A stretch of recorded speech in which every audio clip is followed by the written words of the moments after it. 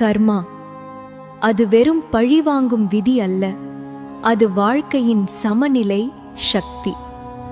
நாம் நினைப்பது போல் அது கோபமாக வராது, அது சத்தம் போடாது, ஆனால் அது கணக்கு போடுகிறது.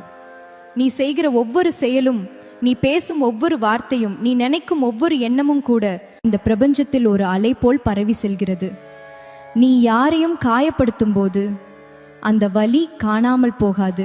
நீ யாருக்கும் உதவும் போது அந்த நன்மை வீணாகாது. வாழ்க்கை ஒரு வயல், நாம் எல்லோரும் விவசாயிகள். நாம் விதைப்பது வார்த்தைகளால், நடவடிக்கைகளால், நினைவுகளால். நல்லதை விதைத்தால் நிம்மதி மரமாக வளரும். கெட்டதை விதைத்தால் அதே நிழலில் நாமே ஒரு நாள் நிற்க வேண்டி வரும். கர்மா அவசரப்படாது, அது உடனே பதில் தராது, அது எச்சரிக்கை கொடுக்காது, அது அமைதியாக காத்திருக்கும். நேரம் சரியான போது ஒரு துளி கூட குறையாமல் விளைவை துல்லியமாக திருப்பி தரும். நீ மறந்தாலும் கர்மா மறக்காது, நீ தவிர்த்தாலும் அது தவறாது. நல்லது செய்வது பயத்தால் இருக்கக்கூடாது. கர்மா திருப்பி அடிக்கும்ன்ற பயம் காரணமாக அல்ல, அது உன் குணமாக இருக்க வேண்டும். யாரும் பார்க்காத இடத்திலும் நேர்மையை காக்கும் மனிதன் தான் உண்மையில் வலிமையானவன்.